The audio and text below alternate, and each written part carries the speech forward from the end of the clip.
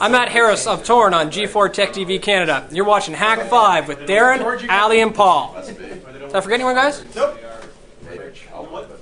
Rock on. The generation coming up can't go learn like I learned. You just can't do it. It's outdated. It's done. Forget it.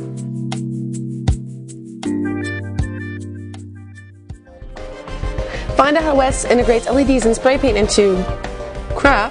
Paul installs Doom and Linux on nothing. And, oh, Darren uses PHP, Apache, and a cell phone to accomplish Jack. Oh. Today, on a very special Hak5, the Pure Pwnage documentary.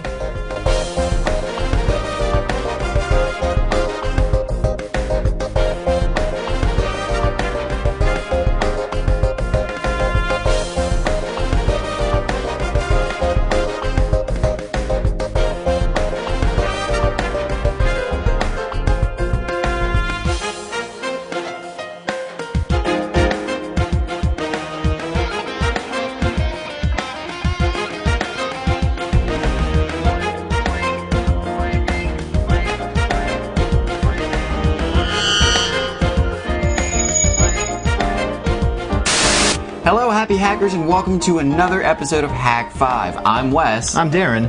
And this is the season of giving, and we were given the opportunity to go up to Toronto, Canada, and document the just crazy phenomenon that is the live release of a Pure Pwnage episode. And if you're not familiar with Pure Pwnage, you've obviously been living under an internet rock. You need to head over to purepwnage.com now before you see all these spoilers and check out every episode because it's the best show online. Okay, thanks, bye. You've got 12 episodes to catch up on, including, we've got a little, possibly some fun, extra fun coming up. So, mom's washing dishes, sis is vacuuming, gather up the whole family. And time for some karaoke. Yes, a little sing-along. So stay tuned for that. Also, at the end of the show, we're going to announce the details about the LAN party that's coming up this month, as well as a possible beta live show, something fun like that. So I guess we will see you on the other side. Let's head up to Toronto and check it out.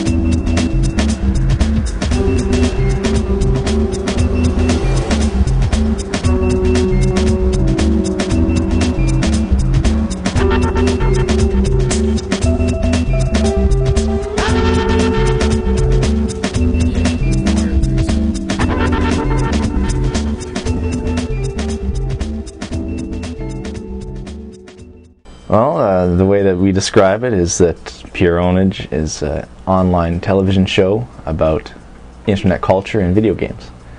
And it's just really what it is us putting videos online. We shoot videos ourselves with our own gear, and we use the locations around where we live, and we've made up some characters that are what we like to think of as exaggerated versions of ourselves. So I play a film student. I'm interested in film in the show, and my brother Jeremy is interested in video games, and yeah, that's basically what we do. Well, the show is a mockumentary on the life of an aspiring professional video game player named Jeremy.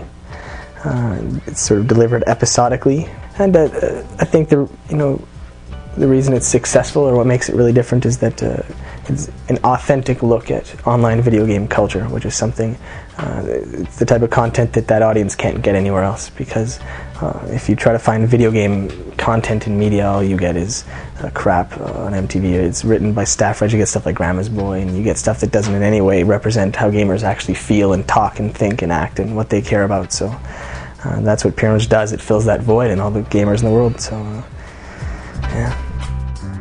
Well, there's I'm the primary character, actually. I'm the main guy, because I'm always there. I'm the guy behind the camera. But no, the main character is Jeremy, my brother, played by Jarett Kale. And there's also FPS Doug, the first-person shooter player. And we've got Miranda Plant as Anastasia. And Dave DeWay was also in a few episodes in Season 1. Alright, Jeremy is the main character. He's the brother of the filmmaker Kyle, who's always behind the camera. And Jeremy is, he's that kid that we've all encountered on internet forums before. I think anyone that's gamed online to any extent has encountered the Jeremy, the lol, raffle lol, noob fag lol kind of contributor to discussion.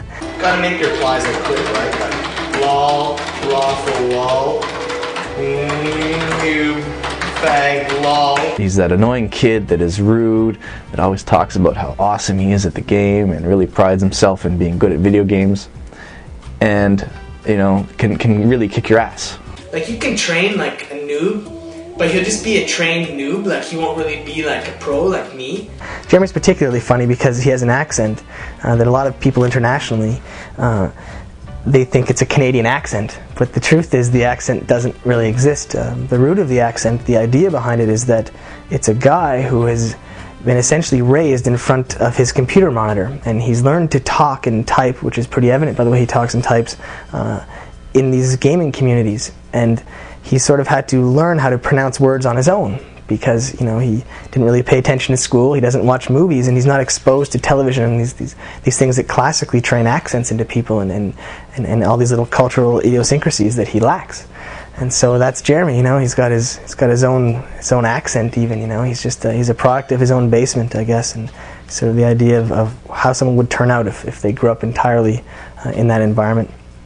Kyle is sort of he's a guy that has a little bit more experience with the regular world than I think most of the characters. He's kind of the straight man of the bunch, and he sort of adds an element to the comedy. When you can imagine looking through Kyle's eyes as the show is shot and saying, "Who are these crazy guys?" Like, a lot of times we'll have the characters just do something ridiculous and then stop and look at the camera and say, "Kyle, what's the problem? What's the matter? I always do this. This is normal, right?" But it's of course something very abnormal. Okay, seriously guys, I knew you guys were geeks, but this is a new level of geek. Like, honestly, you can't be carrying around plastic guns. I really hope that you haven't shown this to anybody. Give it to Doug.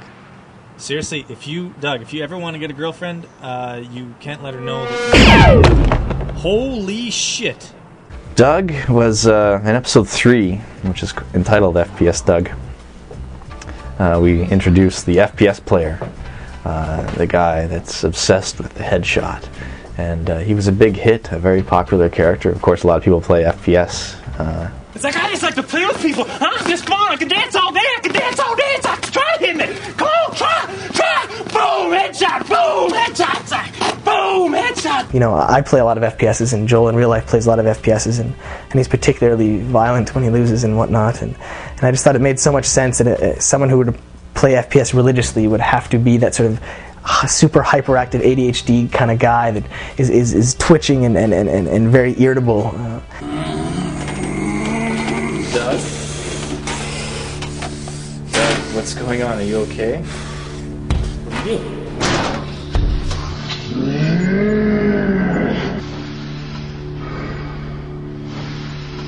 Doug, what's going on? You know what, Kyle? I think you just better go, dude. Are you okay? Just go, man. Seriously, just go. He walks around in real life as if he were in the game, which is actually a bit rooted off reality, because and I think a lot of gamers have experienced this, not just me, but when you play a game long enough, if you get so into it and you're playing 18 hours a day for a few days in a row, when you step outside in the real world, you start to perceive it as if it were the game world. You know, you start to wonder if I could build a war factory right there. I bet I could squeeze it in and fit it there, and this and that. And you know, if you play a lot of FPS, you sort of find myself looking around corners and always trying to be behind cover or something. Subconsciously, I find myself doing these weird things. So that's what, you know, we sort of gave that characteristic to Doug, that he's always in some level inside the FPS still, because you know, he plays so religiously. And you know, he would sort of go around and pretend he's playing the game, like, you know, in some kind of fantasy world where there's violence, but it's still all about a video game. It's not really true violence. You know, we try to keep that line in Pure Pwnage where, sure, there's guns and knives, and we talk about killing people and shooting them in the head, but it's really, you know, all about video game violence, which I think in the minds of most gamers is completely different from actual real-world violence. And Anastasia, like, it was just the need to bring someone female into the cast. You know, we didn't want this big sausage fest forever, and we thought, what better genre than an MMORPG to have a female play, right? I hope that's not considered sexist when I say that. But it's the truth. Most females that I know that are gamers and play online, they love WoW or EQ or UO or whatever. They really got into it because it's such a social game, right? The game itself is just about being social in the case of you know, persistent state worlds. And Jeremy, games are about fun. Don't you have fun playing the games? I mean, don't you have fun playing with me? You get to meet people and chat with them. Like, didn't you have fun making those friends? Anastasia was a character created before, actually, I had an experience playing MMOs personally, but Jarett had played a lot of MMOs, and we wanted to deal with the addictive nature of these types of games. But a lot of people have functional lives in RL while they're playing MMOs. They can have a level 60 in World of Warcraft and still have a day job. But we also wanted to introduce a female character in the show because we needed to have sort of that balance, and we'd like to introduce a love interest for Jeremy as well. So this is also one of the reasons why Anastasia was created. Hey guys! Hey girl, what's going on? Jeremy, you remembered! Yeah! Okay, hold on just 1 second, I got you something. Okay. Go quick, what did I remember? I don't know. What? Is it girl? Happy anniversary. Oh, thank you!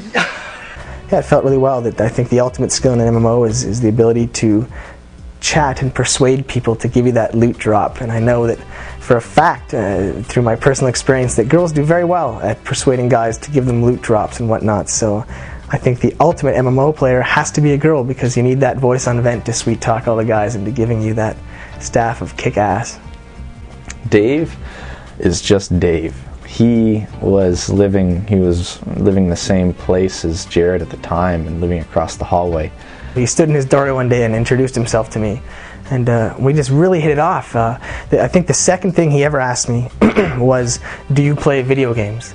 And I just got this huge smile on my face, and Dave's a good gamer, and Dave, you know, I'm like, yeah, I play games, and Dave's like, really? Wow, what games you play? I'm like, I don't know, you know, I like Smash Brothers. And Dave's like, oh, yeah. And I'm like, what? He's like, oh yeah, me and my friends play Smash Brothers, you know. And he's like, obviously, like I own them all. Like, it's like I'm Asian, you know. He's like, obviously I own them all. And he sort of had this funny, not serious, but it's just Dave. He's got this joking kind of like as if a white guy's gonna beat me in a fighting game attitude. So we sat down and we played some Smash Brothers for quite a few hours, and after many close calls but no victories by Dave, we were just instant friends, and he had this respect for me that he had finally met a gamer that, you know, he sort of met his match and someone that he could play with. So we spent so many afternoons playing Super Smash Brothers, and we just really hit it off. And I consider now that he's probably my best friend. And he was helping us film one day. He was actually holding a lamp in episode 2, and Jarett said, hey, we've got to put Dave in the show. I was thinking about this funny character that's kind of like a racist Chinese guy, and he talks about white barbarians, and we thought it was a pretty neat concept when we first met Dave. You know, I was like, my name's Dave, right? And we had talked to him about his actual name, Da Wei, which we thought was the coolest name ever. You know, The Way, all right, Da Wei, really cool name. So we thought, what you know, white barbarians we are to strip him of his real name and label him the bland, boring Dave. You know, that was sort of the joke in episode 3 when we introduced Dave at the end. So we did that, and Dave helped out. So here's like my buddy Dave here. Actually, my name is Dwayne, but the white barbarians call me Dave. Dave's like a pretty funny guy that way sometimes, and it's handy to have him around because he's so funny, you know? Yeah, it's been fantastic. But, you know, Dave was never an actor, and he's never been comfortable in front of the camera. He didn't really like the effect somewhat of being kind of famous. He walks around a lot, and he's the most in public by far out of any of us, because such an active guy, he's in such good health. He just goes running, and you know, he was getting, so obviously he then gets noticed a lot more than anyone, and he didn't really think the effect in his life was all that positive with the show, so he sort of, you know, politely requested that maybe we write him out in a positive way. So that's what we did, but we're still very thankful. You know, the experience of working with Dave was just was a blast. So hopefully we'll get him for some cameos or something. We'll convince him, I'm sure, eventually. But The Master, who was also played by me, is played by me just because we couldn't really find anyone else to play him. This was at the time where we wanted to introduce this Pwnage type character. You know, the guy who's just so good at video games. He can play 4 at a time, right? And he's Jeremy's teacher and our mentor. Do you mean to imply that you are my strategic equal? No. Have you forgotten that I beat both Gary Kasparov and Deep Blue with nothing more than a row of pawns and a single bishop? No, like, I know. I will forgive the insult.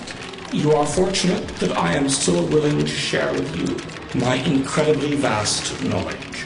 we were sort of in this this transition period where we wanted to expand the audience of the show, and by bringing in different games. So we had FPS Doug, and we had already planned to bring in Miranda as the MMO girl. But we wanted Jeremy more specifically to not be RTS Jeremy, because after the FPS Doug episode, some people were like, oh, so Jeremy's RTS, Doug's FPS, like who are these guys? And we really wanted, the lead in the show not to be so cornered into a specific genre, but we wanted Jeremy, he's sort of the Luke Skywalker of our series, right? So we wanted him to be this ultimate gamer, and then we needed something to change his mind about other types of games. If one wants to truly own, one must own in all games. Come, we must begin your training immediately. So we sort of introduced this figure that is his teacher, and the one person in the world that Jeremy treats with respect, I guess. The one guy that maybe he wouldn't hump if he ever managed to defeat him one day or something, I don't know. I think it worked out really well. We sort of wanted to add that level of proness that is just surreal. And of course, in episode 4, that's the first time where the camera leaves Kyle's sort of hand, and you have the cinematic mode and the black bars. So it's sort of cinema mode. It's the first time we ever cut to cinema, and that's when a lot of people realized, hey, maybe the show's a little bit more fake than I had previously thought. And we sort of introduced the idea that there is a school, and that the abilities that Jeremy has, are something that are being monitored by, these higher powers or something, or maybe it's being taught. Remember to use your shortcuts. Let the micro flow through your fingers. Master. We were attacked. By whom? I don't know, but they had weapons and they had training. It allowed us the opportunity to give Jeremy superhuman abilities, because we created this almost, not Hogwarts, but the existence of this place where guys are so good that they can play 4 games at the same time and set world record times. These are guys that that just they take gaming to a completely different level, to the point where it's like fantasy. So yeah, that's to master. Well, the story so far, we've done 12 episodes, and in the first few episodes we started to introduce our characters. Around episode 6 we started to have sort of boy-girl type stuff going on as we visited different gaming genres, and we dealt with different themes in video games, MMO addiction, LAN tournaments was LAN-ageddon. All the characters go to a LAN tournament. So we sort of build the characters a bit, and then we get introduced to his teacher and mentor, and the idea of these schools and whatnot, and we started expanding the sort of fantasy gaming element. Then we've introduced this other sort of fantastic story about the big bad gaming army and the Masters gaming army, and what's going on with that, and having the power of micromanagement. The gamers, if they get good enough at micro, they can have these, fantastic blue ball powers that have some sort of, harmful effect when they hit somebody, and it's all relatively ambiguous, but we wanted to introduce these elements to add an epicness to the story. And then in the last few episodes, it all comes together and sort of there's a lot of cinematic moments and a lot of epic storytelling. And we really sort of brought out some fantasy elements in the gaming. And I guess in the whole, when you sit back and look at it, it looks like there's sort of a transition from a really grassroots mockumentary into what's become this hybrid mockumentary dramatic comedy that is Pure Pwnage.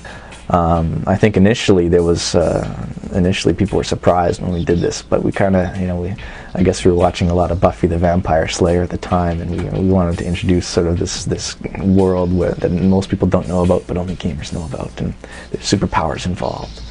So, and that allowed us to have, epic things like, at the end of episode 12, FPS Doug turning to the dark side, kind of.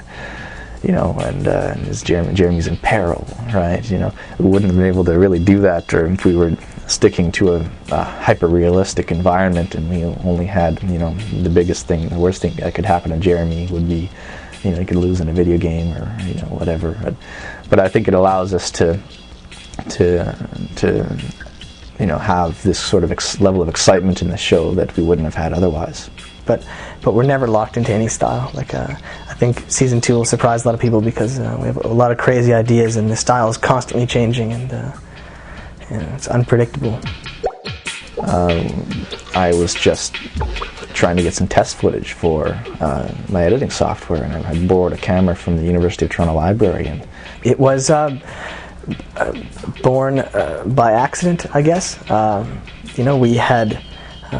Geoff and I had just moved to Toronto, and we were interested in creating television-style content. We had made a pilot for a TV show back when we lived in Calgary, and we had sort of pitched it around the networks, and we tried to take this traditional path of getting a television show that everyone goes through that's successfully got a television show, and it's a tough path, and I don't think it's the fairest path. Often, it's not merit-based success. It's not really how funny your idea is. It's a lot of times who you know and this and that, and what maybe some older people who couldn't possibly understand the audience that we were making the show for, judging the show, which seemed ridiculous. So, and Jarett came over that day, and he happened to be wearing a bandana and an Uber Gamer shirt.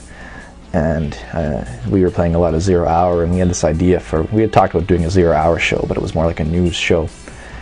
But Jarett sort of started thinking in the direction of a fictional show, and he said, I got this character I was thinking up, I'll do this character. We hadn't even named him yet. So he started talking about 0 Hour and his Jeremy accent, and relatively undeveloped Jeremy accent, but it was still the Jeremy accent. And I edited up this footage. We shot it from a few angles and pieced together the dialogue, and he told a story about 0 Hour, how he was owning some guy. Around the time when BitTorrent came about in the computer world, that's when it occurred to us that we could distribute a show regardless of how successful it was. We could distribute it to all of our fans without any concerns about bandwidth or money. And before BitTorrent, if you wanted to give a show that's 200 megabytes to 1 million people, you would need a lot of money and a lot of bandwidth to actually serve that yourself and pay for it. So BitTorrent really is, I think, what allowed independent content creators like us to not worry about the distribution part of it. Just make it and get it out there, and make it and get it out there, which is what we did for Pure Pwnage, and it worked really well. And we put that online, and we made it into a preview for a show that didn't exist, and everyone was like, I want to see this show. What is this preview? What is this Pure Pwnage type thing? And we realized there was a demand for this. It was pretty funny video on its own, but we made episode 1 that was more about the character, more about his life, and everybody liked that. We made episode 2, everyone wanted to see it, our audience kept growing, and pretty soon after that, we realized it was something pretty serious. I suppose the answer is that I always thought we kind of had a hit, but my definition of what a hit was changed as our popularity grew, because of around episode 3 we had, tens of thousands of viewers, and I thought that was a hit, because I thought, wow, like 50,000 people are watching the show, that's amazing.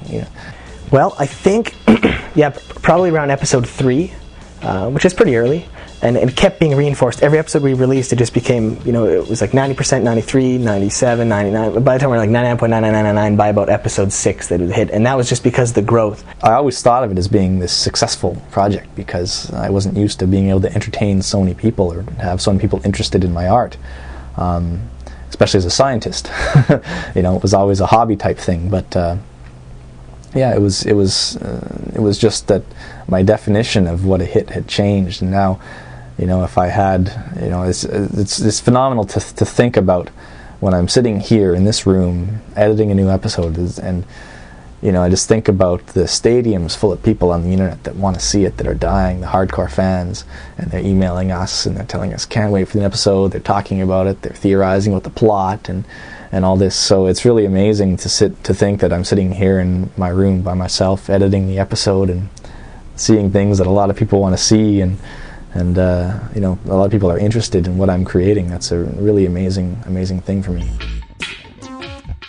Well, before Pure Pwnage, well, actually during Pure Pwnage, during the first 9 episodes, I was in school.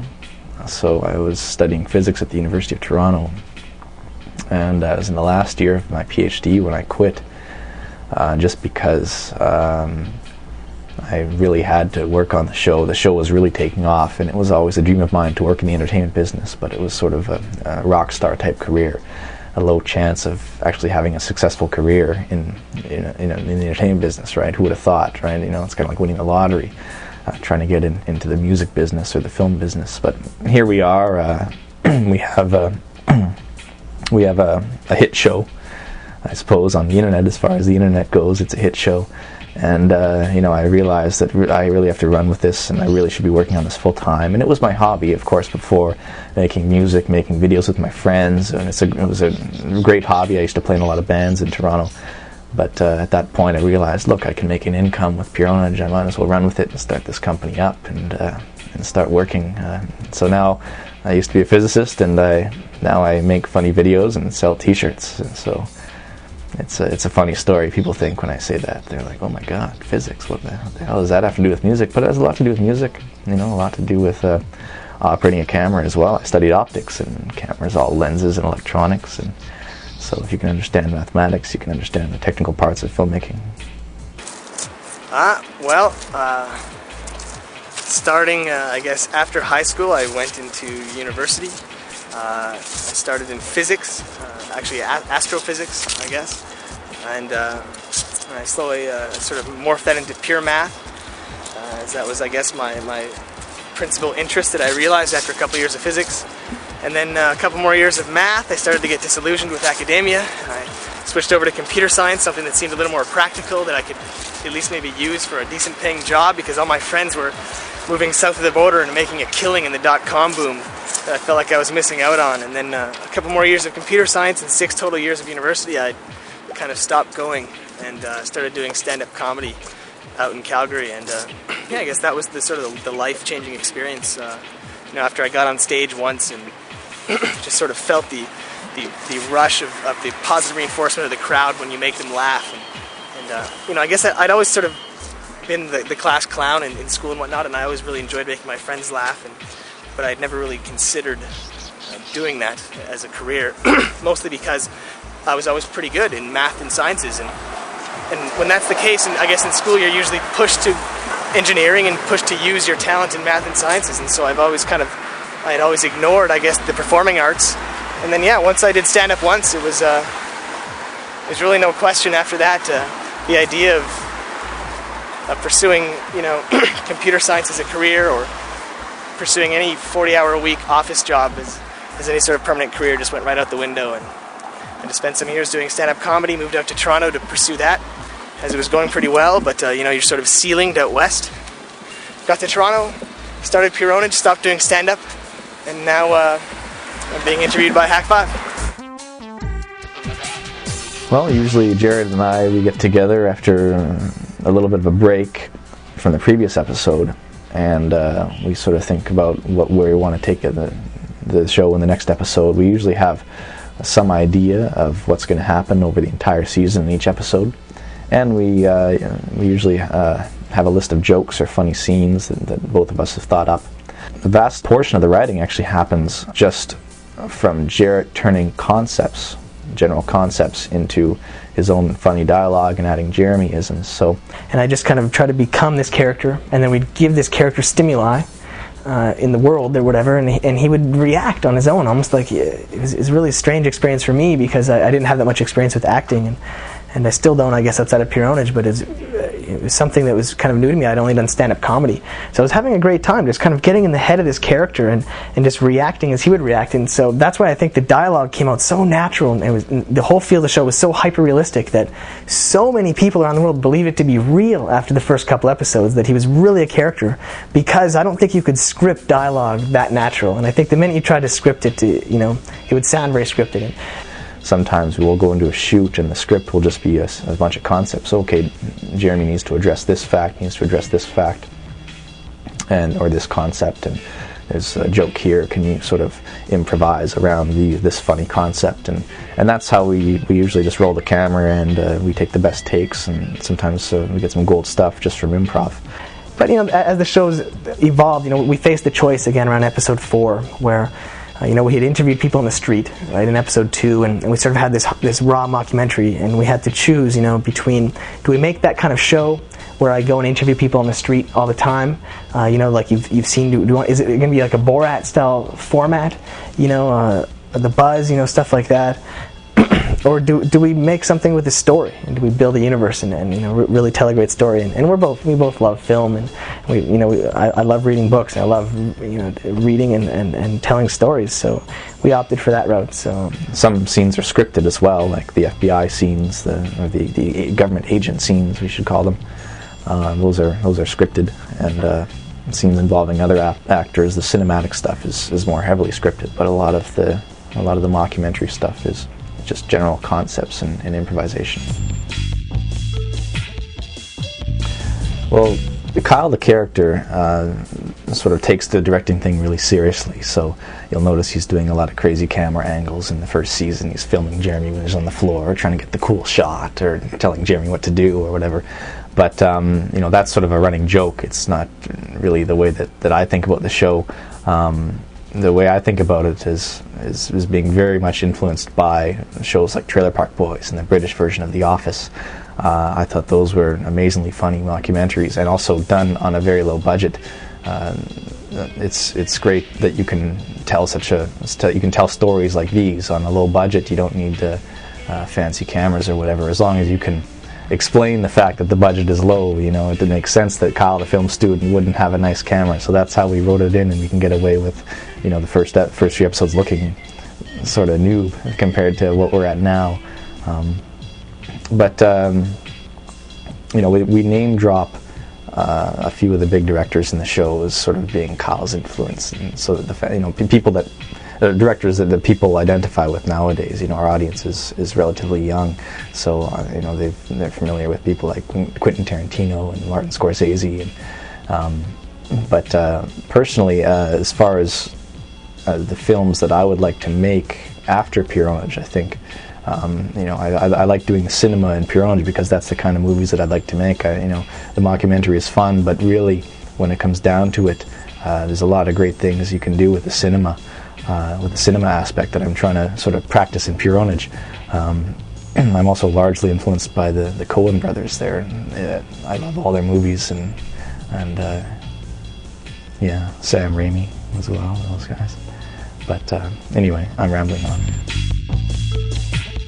I guess sometimes making compromises, it hurts. The lack of a budget sometimes, it really sucks when you have a really great idea that can't be realized because you don't have access to the tools that you would have if we had our own Lucas Ranch. Sometimes that sucks, I guess, as a storyteller, that you have to avoid some things. The hardest part and the most time-consuming part for me is the editing process. Our episodes are now, they're pushing 25 minutes on average, and we keep feeling like we have to top it in terms of length. So really, it's just a question of getting in the zone for me. Usually I edit late at night, and I sort of forget how long I've been editing. So once I can get into that zone, and I usually work a week straight, 18 hours a day on the episode, 5 days in a row or whatever, and that's when I'm in the zone, and that's when editing's easy. But starting that process is pretty difficult. You sit back, you look at all the tapes, you're like, wow, I have to capture all that footage. I got to edit all this stuff together and compose the music and all this. It's really a lot of work, but once I get into it, it goes by pretty quick. And I guess specific moments that there's no long-term suffering, but that night when you're filming 16 hours straight and it's 5 in the morning, it does really suck, and you really just want to go home and go to sleep. But when I wake up the next day and I think about it, I'm just filled with joy. I'm so glad we did it. It's so rewarding after the fact that it's hard to complain about that. It's really hard to complain about much of it, really. It's a lot of long nights, occasionally doing some really boring stuff. But for the most part, yeah, how could I complain? Episode 12 was different because 46 minutes long, and that was grueling, very, very grueling. I was sleeping 3 or 4 hours a night, and it was just because there was so much adrenaline. But my body was still functioning, which is amazing. It's an amazing thing that you can function off of 4 hours of sleep or 3 hours of sleep, and put together the episode. So that's what ended up happening. We had it done on time, and I was just, when the adrenaline comes from picturing theaters in Calgary, Toronto, and Vancouver filled with hundreds of people, and there's no episode, right? That would be a disaster. There's no way. It's got to be done. It has to be done. So it ended up being done in the end, and yeah, it was a lot of work. Oh man, there's so much that's so awesome about it. I think the best part is that I wake up when I want to. I have to set an alarm clock about once a month, and that's usually for some really important event, like a meeting or something that we might have. But other than that, as weird as that sounds, I really don't miss my alarm clock. I really like the fact that I can work my own hours, which often is till 5 in the morning, but that's fine. I go to bed and sleep as long as I want.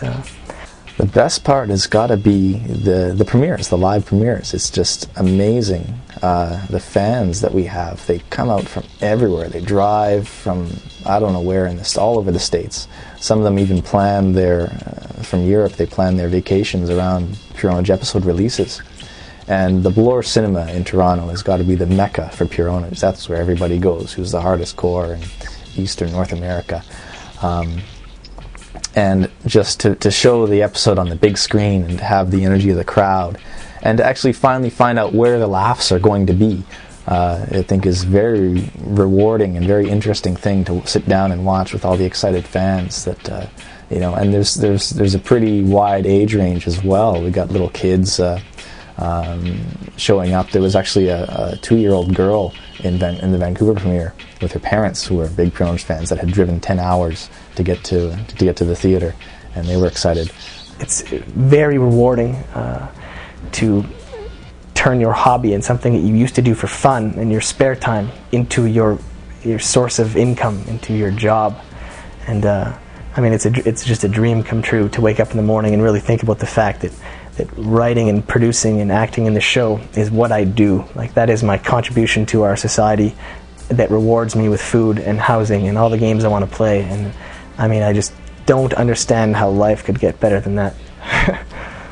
Yeah, it's just really amazing. I think, it's just so rewarding to finally, to say, look at all these people. They're here to see what we've created, and it's just, a small group of people, and it's really what the kind of shows that we want to make too. So it's kind of like we're being fans side by side, because Pure Pwnage is the kind of show that we want to see on television, that we want to see on the internet. We like to see this kind of comedy about video games because it's the stuff that we're into. So it's really kind of when I feel like I'm a fan, when all the work's done and I'm sitting in the theater and I'm watching it alongside all these crazy guys that are really excited to be there. That's the most rewarding part.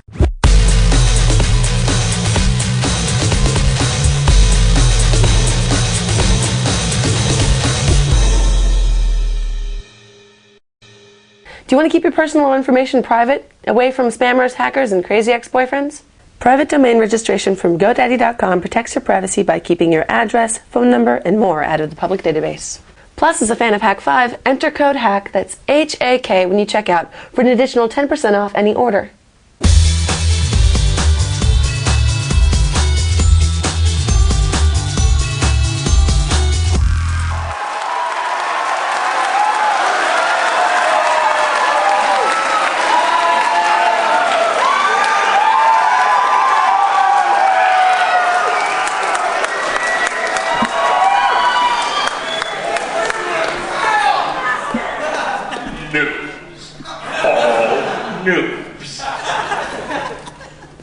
expected more pros to be here, but all I see are noobs.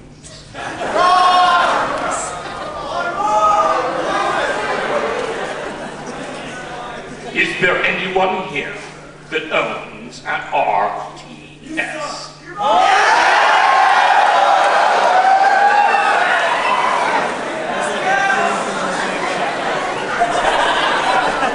Is there anyone here that owns an FPS?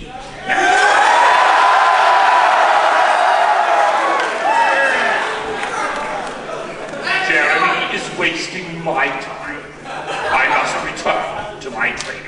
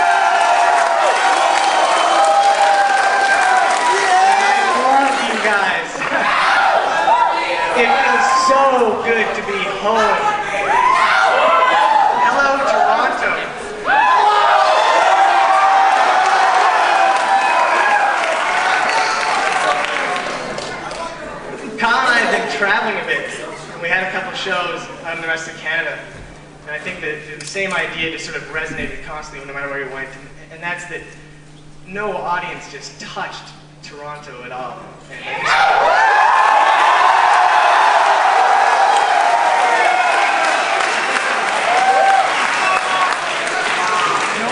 Really, I'm not shitting you, I'm not saying that because I'm here. I really do mean it. From the bottom of my heart, thank you guys so much for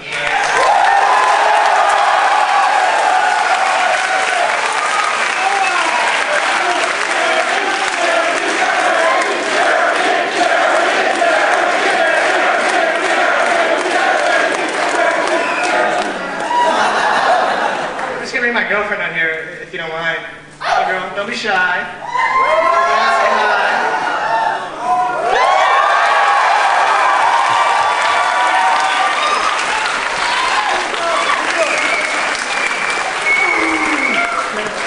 And I think my brother Kyle's kicking back there somewhere too, if he wants to come out and show his face.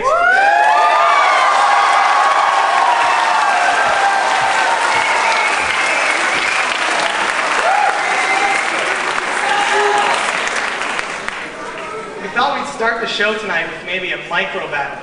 And we've done this before, so what we're going to look for is people that are devoted and dedicated and think they've got some uber micro. And that they'd like to come up here and show you how uber their micro is. Do we have anyone willing to show us their micro?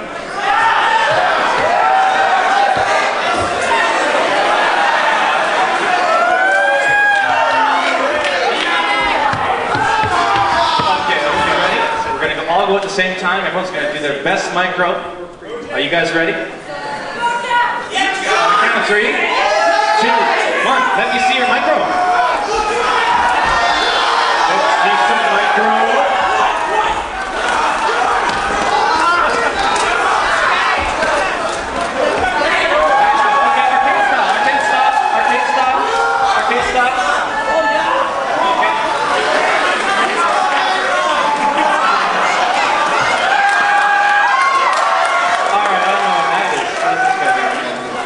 And I want you guys to show me, with applause, how uber their micro is. Here we go, contestant number 1.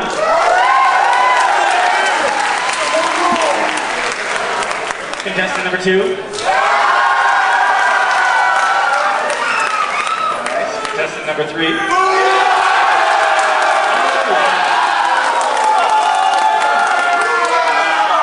I think you got his own sharing section here.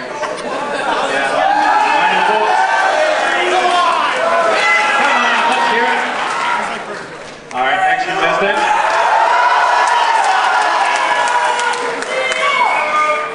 And keyboard guy.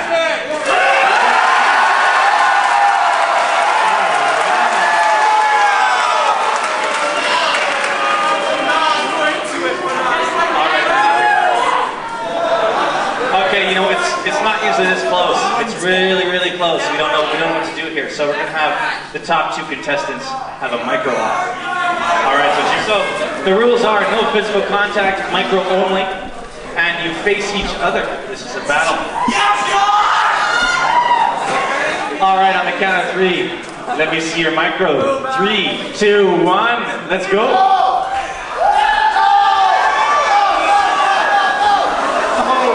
RTS. Count for some RTS.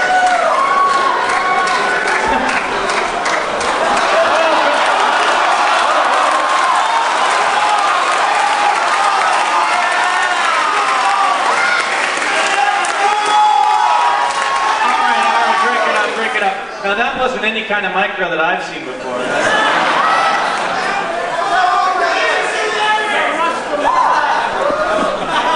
All right, what do you think, Jeremy? What do you guys think?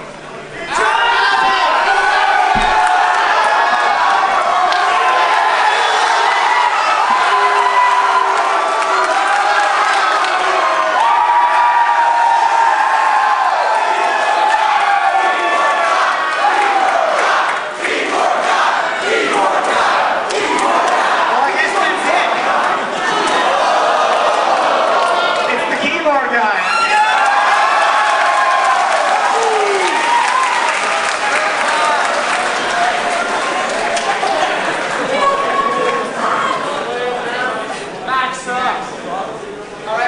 Both of them up with some new store gift certificates for being such good sports.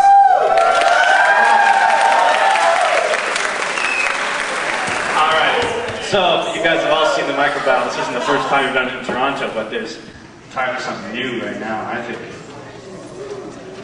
Yeah, the blue pen shop. Let's get 3 people from the balcony, 3 people from the back down there. I think they got some dodge skills. So, without jumping around too much, because I don't know how much the stage can handle, I want to see all your guys' best FPS Doug impressions. Are you ready?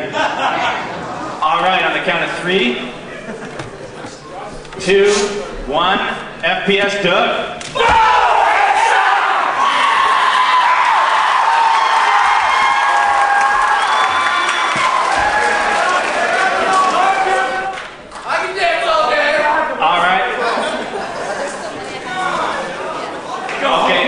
Four of you guys, you are the champions of the first round. The rest of you guys, just take a seat.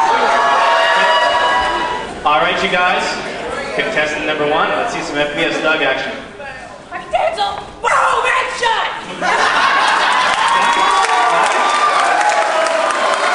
Bonus point for the shirt.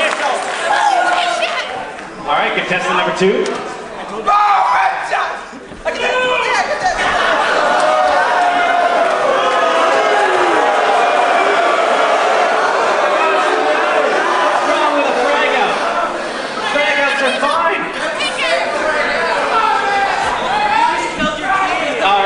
Contestant number 3. My name is Matt. Fuck!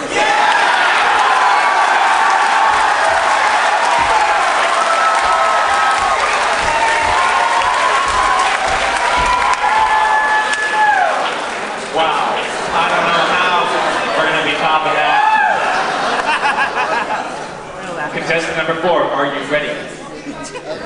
Let's see some Doug.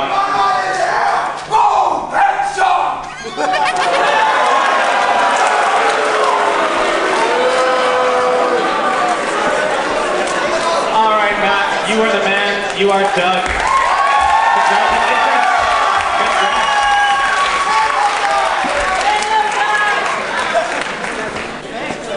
Okay, we're going to do one more thing before we start rolling. The plan for tonight is we're going to be showing episode 11 first because we do not have time for 10, unfortunately. Because it's very disappointing, I can imagine. Episode 12 is so long. Episode 12 is so long, we don't have time for 10.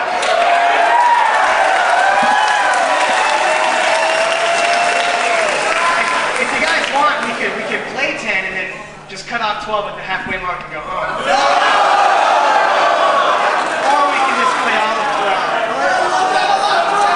I think it's all. All right, so the plan is 11, have a little break, then episode 12. All right, so the last thing we're going to do, some of you guys may have met this guy named Isaac. Where is Isaac in there? And you guys, some of you guys may have some kazoos in your possession.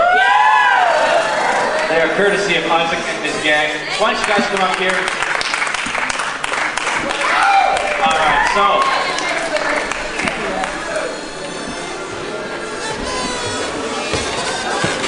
Oh, come on, put some soul into it! Alright guys, so another first ever. We will have a noob song sing-along.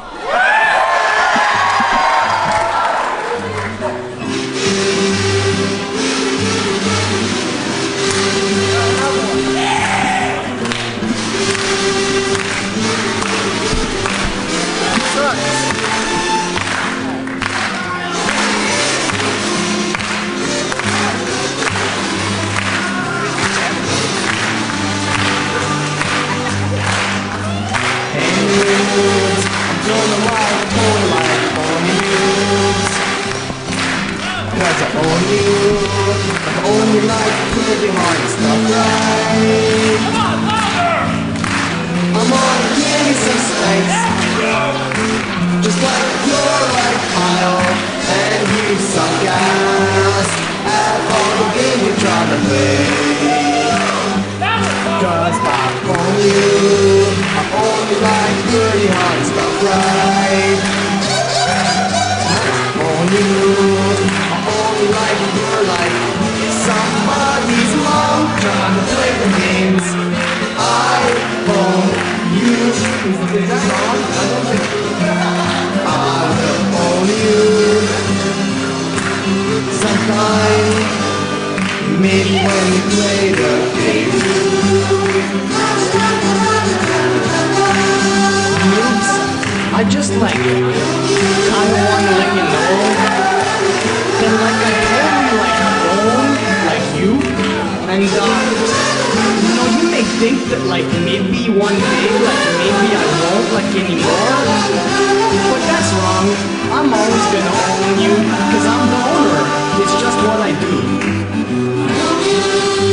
I own you like pretty hard stuff, right? Oh, you want some of that? You're someone's mom. Oh, you begging for the mercy now. I'm gonna give you some spanks. There we go. Cause you're a cold noob, and you'll suck ass at every game you try to play. Fine, of course, here we go. Oh no.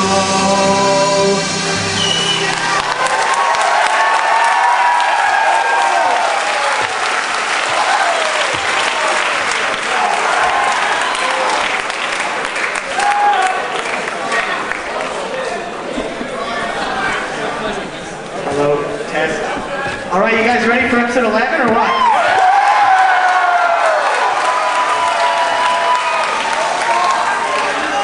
Let's get ready to roll that shit.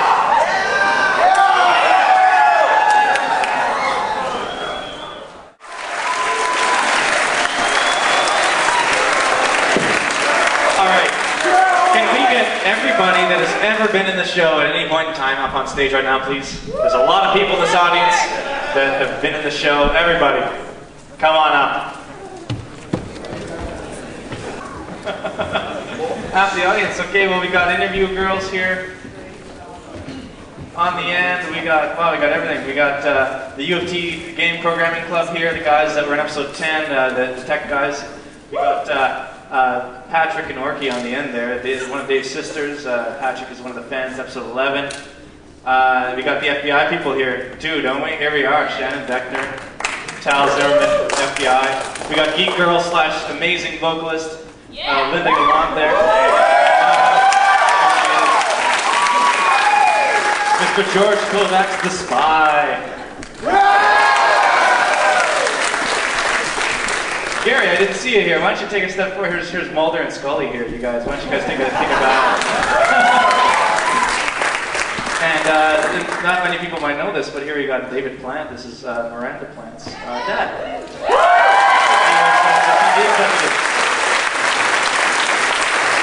And we have have someone here very special. You may not recognize his face, but you may recognize his voice. Yes, indeed.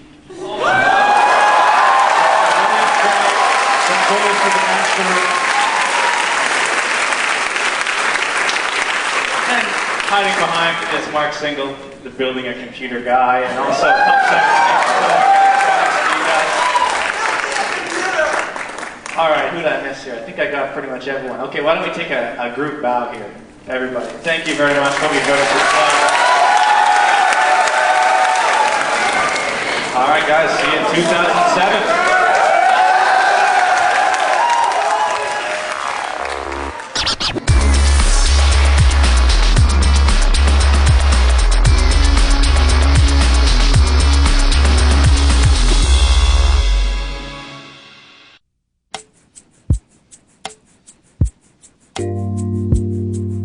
You're playing for your team, and you're playing for this community. 1, 2, 3,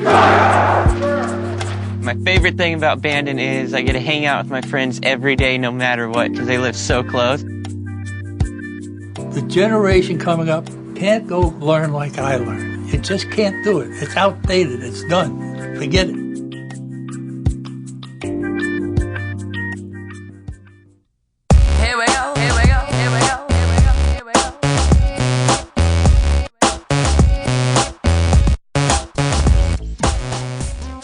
I think the cult following, the kind of fans that we have, are the best kind of fans, because we really have started this community that's very tight-knit. A lot of people have become good friends because of Pure Pwnage. So we've sort of brought together people with common interests online, and our forums are very active. We have a lot of community initiatives like the TeamSpeak servers, IRC ops, and we've got all these people that are sort of working for us to develop this community. We've got the Pure Pwnage archive, which has a whole bunch of fan art on it. There's a Pure Pwnage portal, which has basically everything you ever want to know about Pure Pwnage, stuff that we don't even have on our main page. All the interviews, all the behind-the-scenes stuff we've released and then taken off the main site. You can dig it up from the Pure Pwnage portal. And this is all of fans that are just trying to, help us out or make somebody else's Pure Pwnage experience better. I mean, I think it's really cool that I've actually met a lot of cool people through Pure Pwnage in the community. It reaffirmed me. It helped me to come to terms with how much of a gamer I am, and that it's cool. And there's tons of people out there that are like me, because I've just accepted a long time ago I'm a big loser. I just didn't care anymore.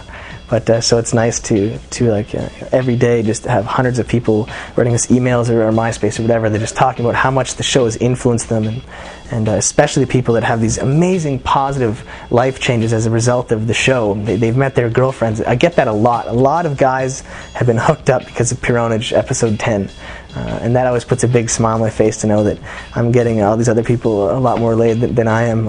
It's kind of it's kind of funny, but yeah, I mean, just the devotion of the fans, right, is just amazing, and the impact it has on their life is amazing, and to be positively reinforced like that by people writing you and telling you the amazing change you've made to their life. I mean, yeah, it's just amazing.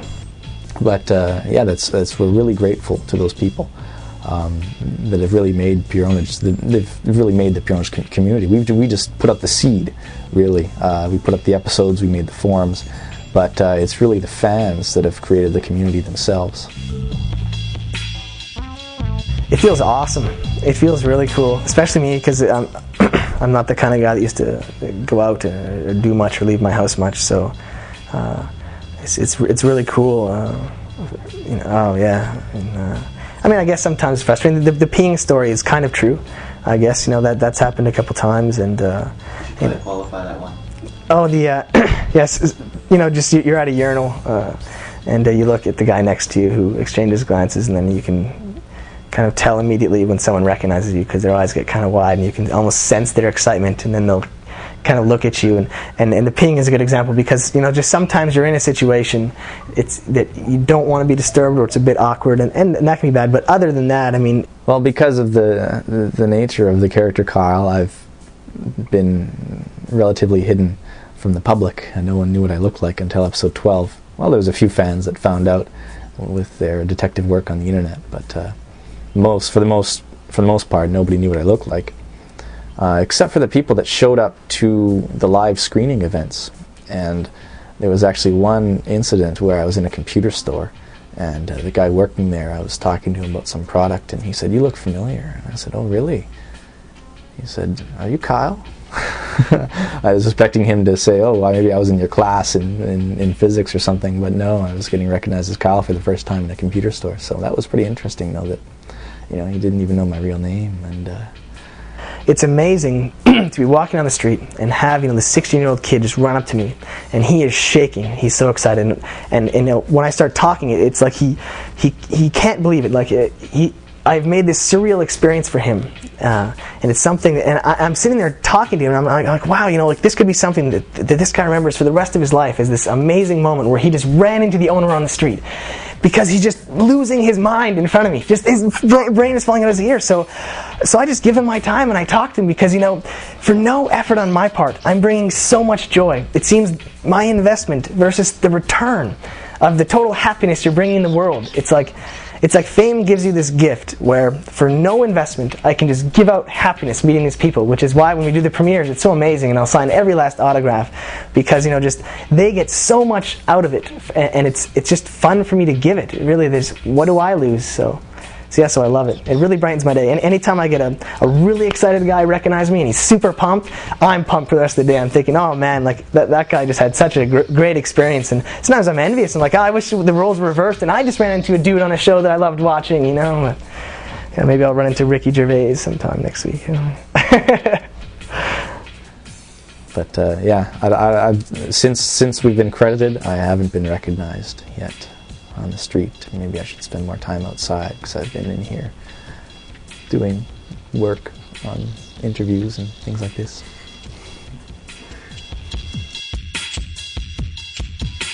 More than we should probably let them. I don't know. We have our ideas for what we want the show to be and where we're going to take it and stuff. But we have this forum community and we have all these fans. And when we release episodes, they talk about it and they talk about it. And they, what if this, and they give their very honest opinion. And a lot of people are pretty mean, or pretty honest, anyways, about what they thought about this episode or that episode. And so it's hard to not be influenced by them when they're telling you that they like or dislike this, and then when a high percentage of them like or dislike this, it makes you think, should we make more future episodes closer to what they like and dislike, Well, it depends on the particular fan. In fact, some fans we've had in the show, one example is a very active fan, Scree is his name on the boards, and we actually went to the Netherlands. We flew there to surprise him. We had his address because he had bought some noob store gear. And so we showed up at his house with the camera rolling, and his mom answered the door. And we walked in, and he was sitting down watching TV, and the owner and Kyle walk in and say, "Hey, how's it going, Scree?" And he just flipped out. His brain broke, and he was so surprised that we had flown out there to visit him. We surprised a few other fans, and this footage will be on the DVD. It's some great footage of us surprising fans in the Netherlands. But and especially after 9, when the reception wasn't as positive as we wanted, we had to sit back and think, like, man, should we, not have any fantasy elements? But in the end, we really have this great story we want to tell, and it helps if you can just blur that line a bit and just jump into fantasy a little bit. The doors open up, and the freedom you have to tell this great story is there. So in the end, after episode 9, we decided that we'd read all the input and we appreciate it, but at the end of the day, we have to make the show that we want to make and that we want to watch. So. And so anyway, we ended up casting him in the role. We said, "Oh, we got to get you in the show somehow." And this is this episode 11. Jeremy goes to the Netherlands, so he said, "Hey, you got a red keyboard.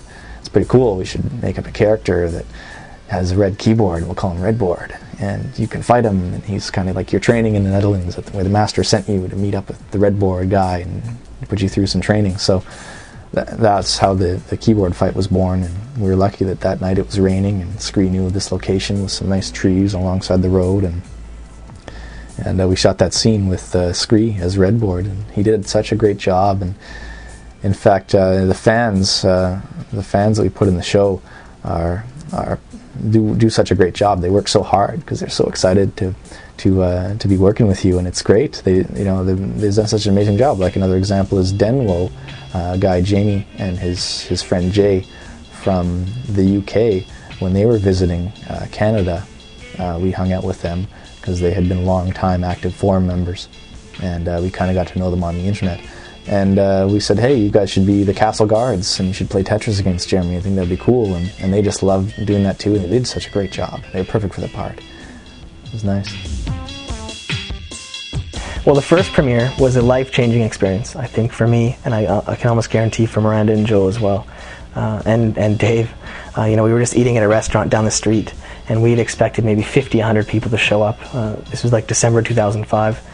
And, I think it was just after we were releasing episode 9, we were launching episode 9, and so we left this restaurant. It's like an hour before the show, and we're just walking down the street to get ready, and we get a block from the cinema, and we see this enormous lineup that's extending around the corner and down the block and blocking our back alley entrance into the theater that we were going to use to sneak in. And, I get this call from Geoff as I'm realizing the situation, that all these people showed up to watch this episode, this 22-minute episode, for this internet show. We didn't think that many people would be interested in seeing it, We knew there'd be some super hardcores, but... So I get these frantic calls from Geoff, who's at the theater helping work, because no one knows who he is. No one knows it's Kyle. So he had the freedom to walk around, but the other cast didn't. And so I get this call from Geoff, and he's just like talking a mile a minute, saying, "It's unbelievable! We need help! We need people! Who can I call? Like, oh my God, we're being overrun!" Like it's just, and it was to see that lineup, and then after the show, when it was over, even to step on stage, I've done comedy before to 300 people. There was about 500 there, so it was the biggest room I'd ever stood in front of. And not only that, but they knew who I was, kind of, and they had this love for this character. So when I got on stage, and they started going insane, and that was the first time I got to experience what it would be like if I were to be famous. That's what it would feel like, stepping out in front of those people. Like, I guess that's sort of the reaction. You get this sort of wave hit you of all this energy of people. It's really hard to describe. Well, the episode 12 premiere was the biggest one, significantly bigger than any of the other ones. It was the season finale, I think, got a lot of people to come out. And a lot of people have been talking about how great of an experience the premieres were, watching Pure Pwnage with other Pure Pwnage fans, and how everyone starts lining up super early, and you get to meet Jeremy and Kyle and Doug and Anastasia. So I think we announced it pretty early, so that people email us, say, hey, you should announce it really early so I can book time off work and I can travel from wherever I am and take a 2-day drive or whatever to come to Toronto. So to accommodate those people, because we want the hardcores to come out, right? To accommodate those people, we announced really, really early, and I think that had a lot to do with how big it was. And it was great. It was the episode was very cinematic, so it worked really well in the theater. And it was we're kind of getting to the point now where we should be doing this everywhere. We can have a theater screening in any major city in North America and have the same turnout. So we're going to try to get organized and organize real tours, and that way we'll be able to meet all the fans all around. But I got sort of blown away by this wave, and then after the show, I'd go out in the back alley trying to escape the theater, and there's this mob of people from both sides surround me, and there must be 400 people that surround me, and the street's blocked off, and cars can't get by, and there's all this chaos and commotion, and I'm just being swarmed, and I'm signing autographs for an hour and a half, and people are freaking out, and just non-stop pictures being taken, and literally it was just, I went from being just this guy who played games and whose future wasn't looking up after not finishing school and deciding to do comedy, which isn't exactly a lucrative career, to feeling in that moment like that I was Brad Pitt or something. It was just such a surreal experience. It really fucked with my head. Another thing about the episode 12 screening was when we first realized that the personal safety of the actors is an issue that we haven't dealt with. Jeremy, after the show, was mobbed by so many fans.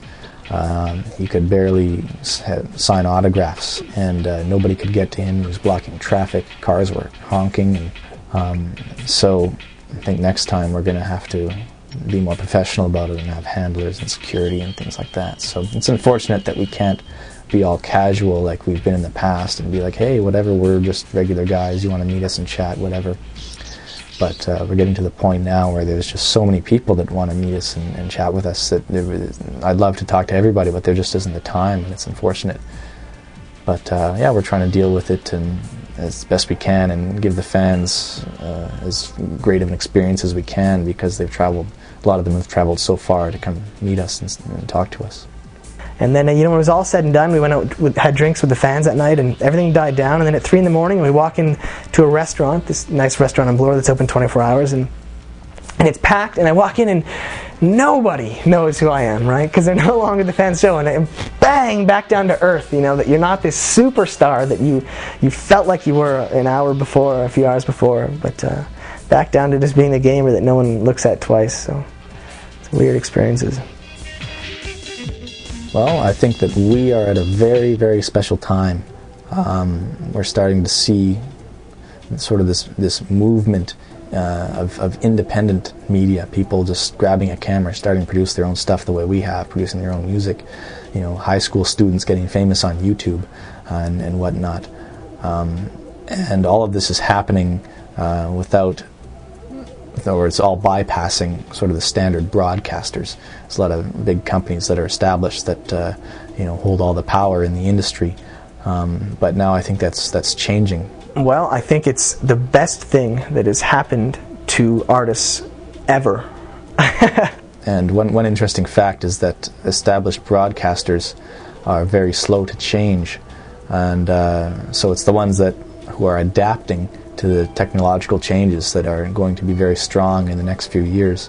And in fact, a lot of companies have been talking about, this is just generally how technology is making it difficult to make money in the music industry or make money in the movie industry in terms of the distribution, because there's so much piracy and people are burning DVDs and downloading music for free. But I think in the case of the small startup company, the independent producer, technology makes it very, very easy to make money in the business or to get into the business of entertainment. And I can understand why they're scared, because part 2 of what makes it so awesome is that shows now and content are going to succeed. Ones that are consumed via the internet anyways are going to succeed based on their merit. So you got the old established companies that are sort of being brought down a bit. Their heyday is over, and you've got the independents that can really get into the business in ways that were never possible before. And in fact, I would not be in the entertainment business if it wasn't for the technology that we use, such as the internet, BitTorrent, streaming video, even cheap digital cameras is another big factor, and home studio recording equipment now is being sort of, there's companies that make studio gear and microphones that are now making the lower end stuff for the home studio. A lot of people are building home studios, recording digitally with their computer, which is another big reason why we're able to make the Pure Pwnage soundtrack and have all the great music that's in Pure Pwnage. So I think all those factors combined that are all rooted in new technology have made it possible for companies like ours to exist and for us to make a business out of what we want to do, in terms of making art. We plan to do 3 seasons, so it's not going to live on too long. There's a lot of certain episodes I would expect would have certain stylistic flares, that would be particular to that one episode, not a general change to the whole style of Pure Pwnage. We're always conscious of our roots, and we know that we don't want to stray too far from where the show started, because the audience watches the show for a reason, and they like what they see, and if you start to just change it completely, then you might find a lot of people aren't interested in watching the show anymore.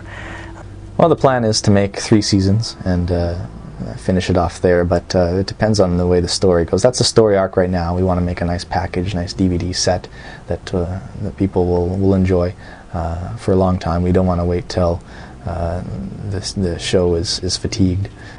Well, see, it's hard to talk about because I don't want to give away too much from the next couple seasons.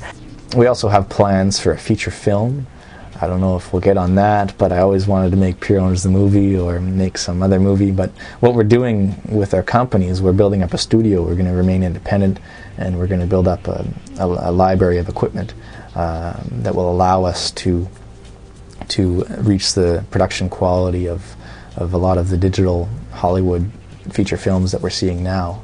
Hopefully, all that technology is getting cheaper and cheaper. You know, the camera that George Lucas used in Star Wars Episode 1 is now, it used to be $250,000. Now it's only $100,000 or whatever. And there's other lower-end cameras of the Sony Cine Alta family that hopefully, you know, I look at the pictures of these things on the internet and I drool.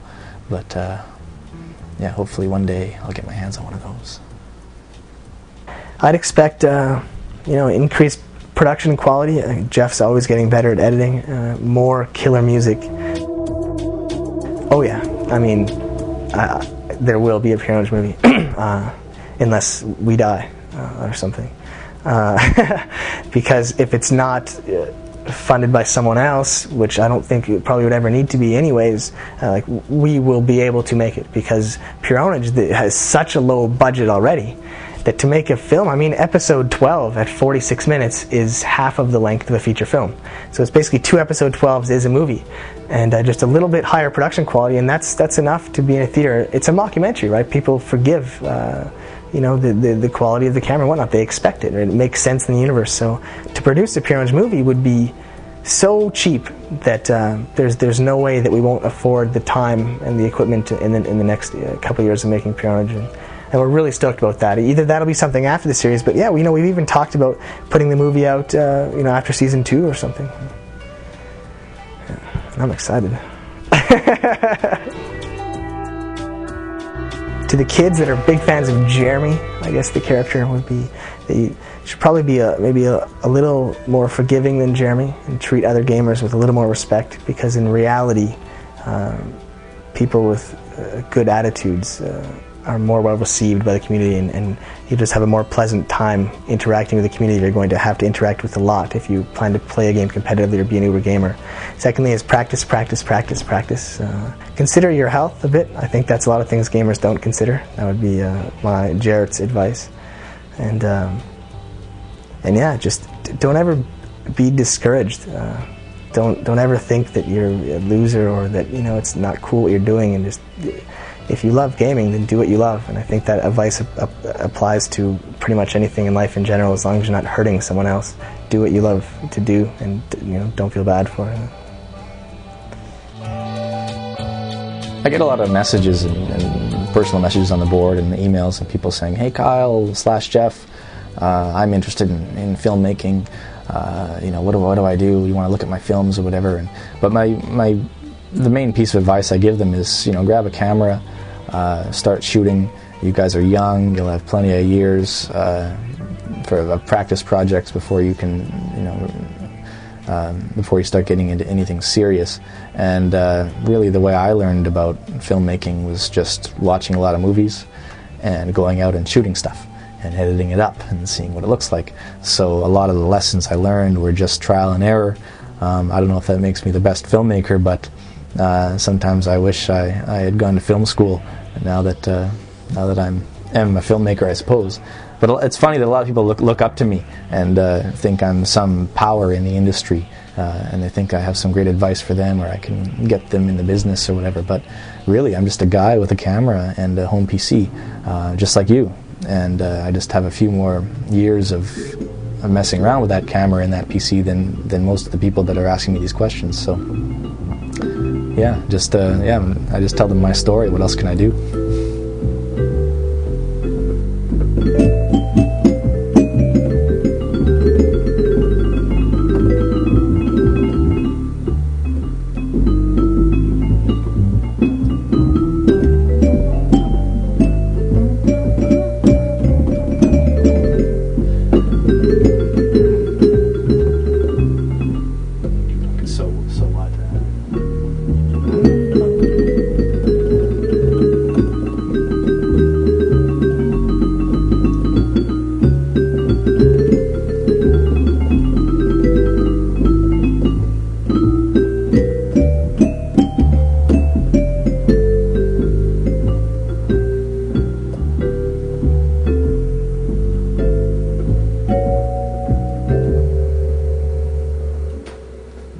6.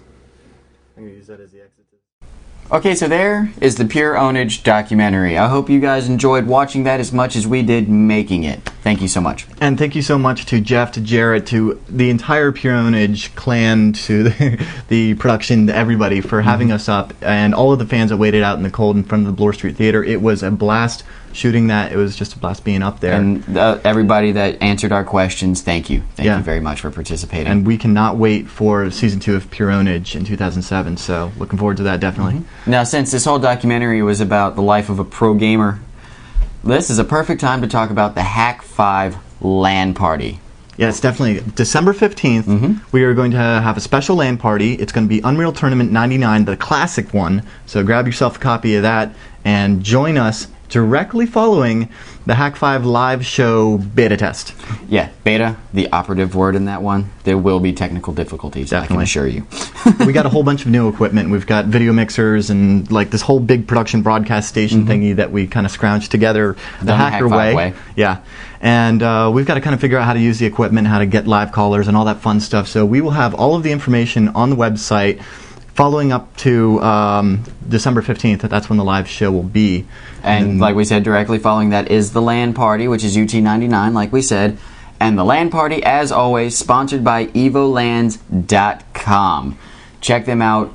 Great, great game server. And you know hosting. what? Speaking of servers and hosting, this is a perfect opportunity to thank one of the hosts that keeps us on the web, and that is DreamHost. They've been a sponsor of the show for the longest time, and without them, our website wouldn't be anywhere near as uber elite that it is. It's a great service. We have like, what, a terabyte of transfer? 2 terabytes of transfer, 20 gigs of storage, and it's got the one-click installs that allowed us to get the wiki, the WordPress, forums, the wiki, WordPress, forms, like a bunch of stuff. Super easy. Yes, very, very good, reliable service.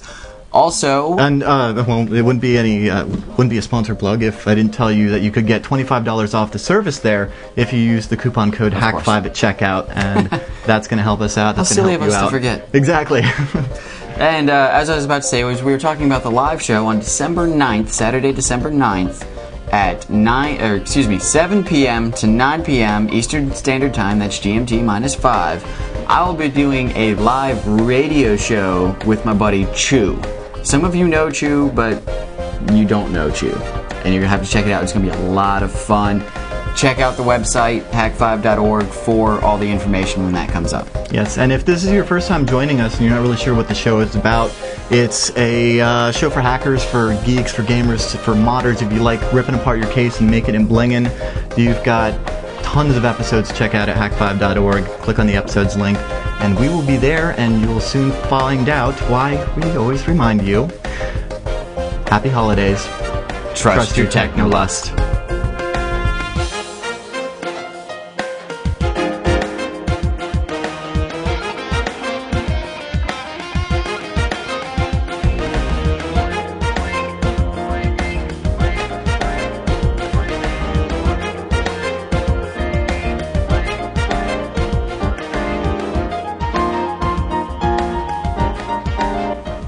So when did you realize that you were a total noob?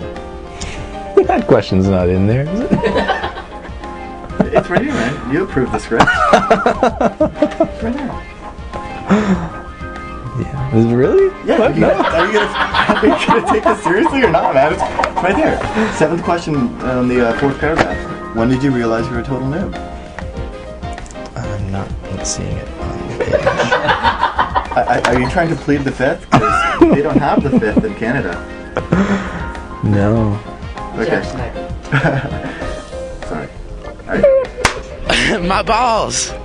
Not really, but I think episode 10 is definitely the best.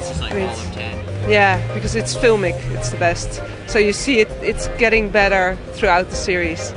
You can train a noob, but then he'll just be a trained noob. So that's the FPS dog headshot. Greatest line. It'd have to be boom headshot.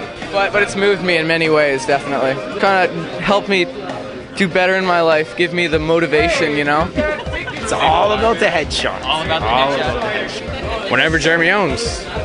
Yeah, definitely when she's ready to 1v1 me in 0 hour. My favorite moment was last episode 11, where he's sitting down in a chair doing an interview, and my favorite moment was, wow, it's like the plague.